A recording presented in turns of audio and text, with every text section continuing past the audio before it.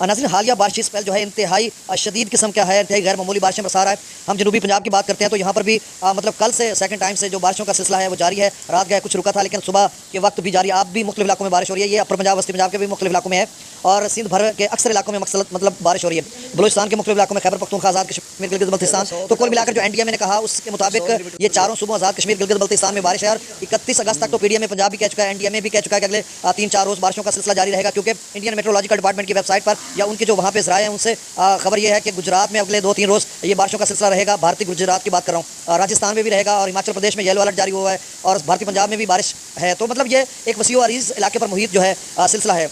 लेकिन जो एफएफडी की वीकली रिपोर्ट है उसमें भी उन्होंने कहा कि आगे चलकर उन्होंने बताया ये जो है ये 3 सितंबर तक जो है ये बारिशों का सिलसिला मजीद जारी रहेगा। अब उसमें कौन कौन से इलाके आएंगे, कितनी शिद्दत वाला होगा ये देखना होगा। लेकिन जो 31 अगस्त तक अगले 3 रोज़ है ये तो खासा शिद्दत वाला है और इसमें तमाम इलाके वो वही बताए जा रहे हैं जो पहले से बताए जा रहे हैं, यानी चारों सूबों के मुख्तलिफ इलाकों में वक्त से बारिश रहेगी। आज़ाद कश्मीर, गिलगित बल्तिस्तान। अब जो दरियाओं के हवाले से ये खबर है कि किसी भी दरिया में अभी कोई अलर्ट जारी नहीं हुआ। बहुत सारी अफवाहें जा रही हैं, लोग जो स्पेकुलेशन कर रहे हैं, रूमर्स फैला रहे हैं कि जी इंडिया ने, भारत ने पानी छोड़ दिया किसी दरिया में। भाई इस वक्त तक जब से मैं आपसे मुखातिब हूँ, यानी आज 28 अगस्त 1:30 बजे तक किसी सैलाब में कोई पेश की वार्निंग नहीं है, भारत की तरफ से कोई सैलाबी रेला छोड़ा नहीं गया। अलबत्ता बारिशों का जो स्पेल है इसमें जो ये बात कहना कि जी बिल्कुल नहीं आएगा वो गलत है, क्योंकि इसमें सैलाबी रेला आ सकता है। चूँकि येलो अलर्ट हिमाचल प्रदेश में भी है लेकिन उनके डैम्स का लेवल खासा रहता है, इधर उधर से कोई पानी डैम से आगे का जो है 10-20 हज़ार आ जाए। अब जस्सर पर रावी में थोड़ा पानी का इजाफा हो गया 16,000 क्यूसेक, क्योंकि उसमें बसंतर बैन वगैरह में शायद पानी का जो लेवल है वो ऊपर जा रहा है। अभी नालों का जो डाटा है वो सुबह वाला है, सुबह वाले डाटा में ना जो डीजी खां के नदी नाले या राजनपुर के उनमें तो जीरो है, मतलब नील है। रात गए नील था, सुबह भी नील हो गया। कुछ पानी था जो डीजी खां की नदी नालों में 20,000 क्यूसेक के करीब बनता है, वो किसी में 2,000, किसी में 3,000, किसी में 10,000।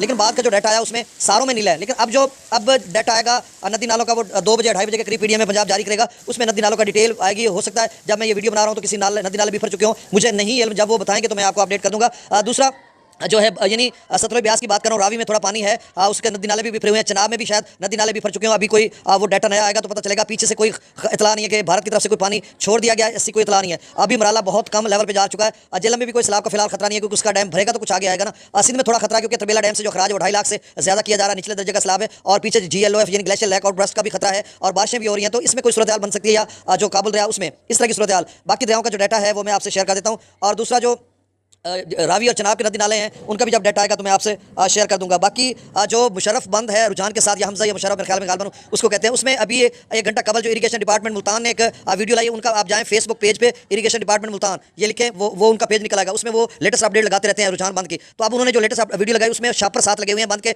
और लोग इतनी तेज़ जो है वो पानी की लॉन्चें हैं या लहरें हैं, वो तेज़ तूफानी जो मतलब एक तूफान था, उसमें हवा तेज़ थी, आंधी थी, तो उसमें लहरें जो है उस बंद के साथ टकरा रही हैं और बंद का काफ़ी सा ऊपर से कटा भी है और लोग उस पानी में खड़े, लहरें उनके ऊपर से भी गुजर रही हैं। तो वो शापर के साथ उसको महफूज किया हुआ है। अभी तक तो कोई खतरा नहीं, क्योंकि वो जो पानी स्टोर किया हुआ है रुझान के साथ उसको एक नहर की सूरत में निकाल कर दरिया जिला में दरिया सिंध में उसको डाला जा रहा है। पानी तो वो निकाल रहे हैं, तभी तो गुड्डू नहीं कम हो रहा था। अभी भी पानी मगर है, लेकिन तब जाकर सूरत हाल खराब होगी जब कोई नया पानी पीछे से आएगा। 1 लाख, 1.5 लाख या 50,000 से ज्यादा पानी दोबारा, या बल्कि 50 से भी कोई फर्क नहीं पड़ेगा, 1 लाख से ऊपर आएगा, 1.5, 2, 3 लाख अगर बनता टोरेंशियल फ्लो या हिल्स टोरेंस का जो पानी आगे आएगा, यानी राजनपुर के नल्लास का वगैरह का, तो फिर हम कह सकते हैं कि सूरत हाल जो है फिर खराब होगी रुझान के साथ। अब देखो वो क्या सूरत हाल बनती है। ये डिटेल वीडियो मैंने बना दी, अब डाटा शेयर कर देता हूँ। दरिया सतलुज में गंडा सिंह वाल पर 1,014, सुलेमान की पर 11,642, इस्लाम पर 7,452, दरियावी में जसर पर 16,700 क्यूसेक, यहाँ पर खासा इजाफा हुआ है और मजीद कब तक इजाफा होता है ये देखना पड़ेगा। शादरा पर 15,353, बल्लो की पर 19,689 और सिदनई बराज पर भी इजाफा हो गया। 15,531 क्यूसेक वहाँ से खराज किया जा रहा है। दरिया चनाब में मराला पर 22,000, खान की पर 37,000, कादराबाद पर 14,000, त्रिमू बराज पर 20,000 और पंजनत पर 49,717, मंगला डैम से 8,000 क्यूसेक, रसूल पर से खराज नहीं हो रहा।